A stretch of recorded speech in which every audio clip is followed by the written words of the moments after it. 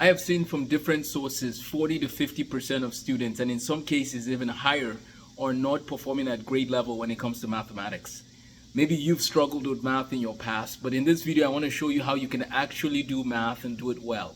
My name is Amos Tarfa, or Amos the Math Guy, and on this channel I talk about different strategies for excellence in mathematics. I also provide you with examples and resources to excel in math, as well as career preparation and standardized test preps in ACT and SAT, as well as the AP exam. In this video I want to talk to you briefly about strategies for math excellence or STEM excellence. The first strategy has to do with just having your organization, your note-taking.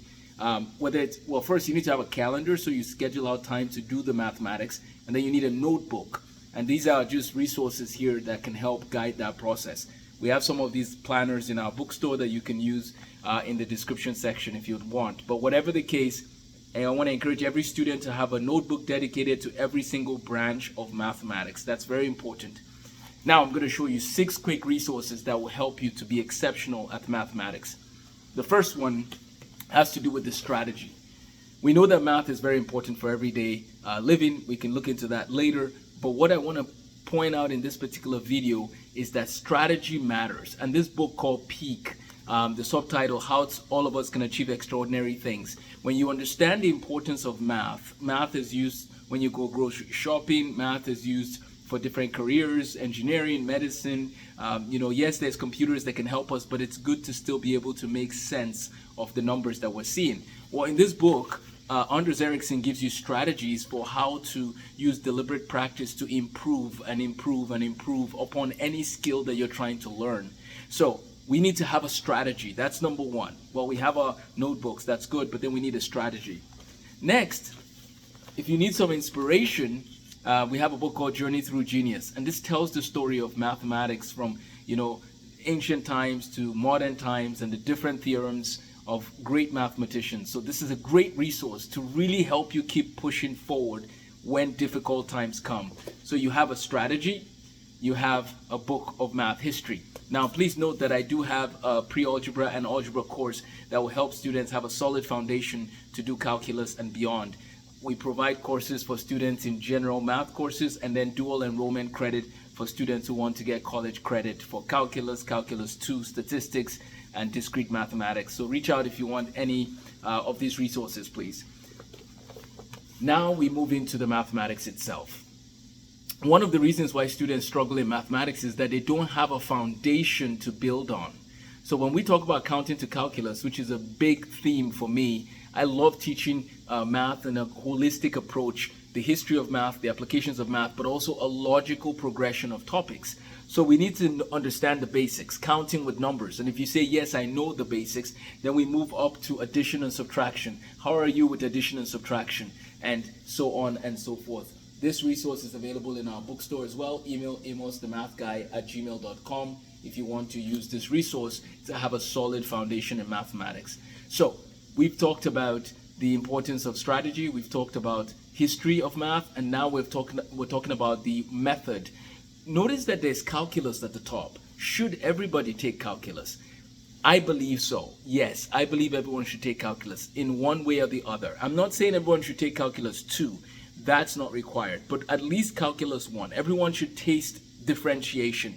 Why do I think everyone should taste differentiation? Because if you're going to teach people certain concepts in algebra, it makes sense to show them where those concepts come to life.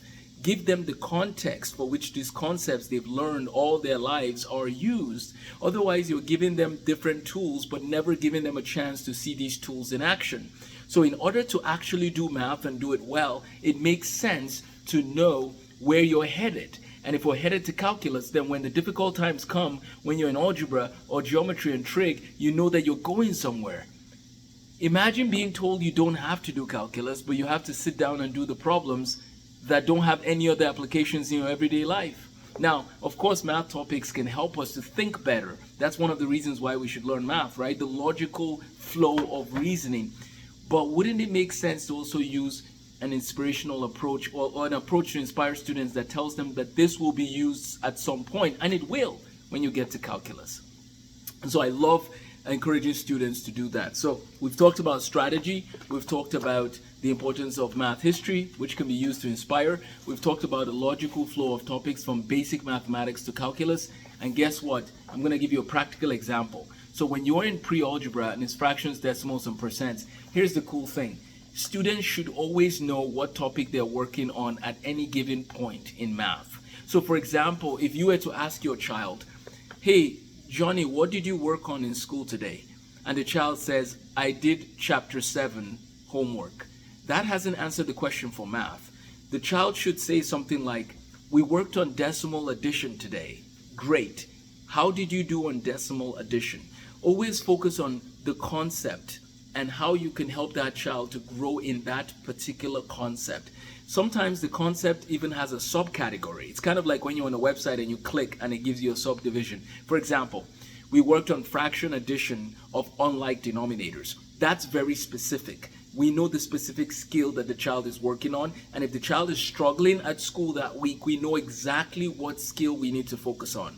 And it's important to understand the foundation so we can go back to what do we need to learn the current topic. So if somebody is struggling with fractions, maybe we should check their arithmetic, their multiplication and division. Let's check the skills that lead up to that. Now, ultimately, the topic that matters when it comes to this is prime numbers. If somebody is struggling with fraction addition of unlike denominators, they really need to work on their prime numbers and understanding of prime factorization, because you need that to do the lowest common multiple, which will be helpful in adding fractions of unlike denominators. Do you see how math is like a house or like a structure? This is very important. So let's teach students that they're headed to a certain direction, that the tools they are getting will help them. Let's be specific on what concepts they're learning, because that matters. Let's teach the strategies and let's teach the history of math. These are very important tools. And now I'm going to land my plane with 2 more books. Tools for Mastering Mathematics. This is a book I wrote 10 years ago with Nathan Josette. And we wrote this book with the hope of providing students with a framework for, understanding what math is and how math works. I focused on that section, and then Nathan helped us put together our reference book section, which gives them an addition table, a multiplication table, and other resources. So Tools for Mastering Mathematics, you can find it on my website, amosthemathguy.com. This is a great resource for students to learn how to master mathematics. And the last book I'll talk about, this is actually pretty cool. Imagine if students and parents read a book about how to teach, and imagine if you're learning it from someone who was a wonderful teacher. Many classical schools use this book called The 7 Laws of Teaching. So this book is extra credit, but if you read it, it will help you learn how to better teach others. It will also help you, maybe you could give it to your teacher as a gift, not as an insult, but just as a tool, because every teacher can improve upon their craft. And so the 7 Laws of Teaching will show you what it takes to be able to present materials to others in a way that makes sense. And the cool thing is, the best way to know if you've learned something is if you teach it to somebody else. And so here's an interesting idea I have. Imagine as you learn math along the way, that you take the skills that you're learning and you make them into little videos that you save in a playlist for yourself, which you can watch later on when it's time to review for an exam. You basically push play on your playlist and you watch yourself explaining concepts that you learned throughout the year. How cool would that be? That's the new level that I want to encourage my students to go to. Not just turning in their homework, but also recording videos for themselves and putting them into playlists that they can go back to and review later on. I hope this video was helpful in showing you how you can actually become very good at math. You take these steps. I have content for Algebra 1, Algebra 2, Pre-Algebra, as well as dual enrollment courses through Laterno University. Reach out to amosthemathguy@gmail.com, amosthemathguy@gmail.com for materials to excel in mathematics, STEM, and beyond. Thanks for watching this video. Please feel free to subscribe, like, and share. Share this video with others. I hope that it was encouraging to you as you seek to grow in your knowledge of mathematics, and I hope you grow in your passion for it as well. Take care and have a blessed day.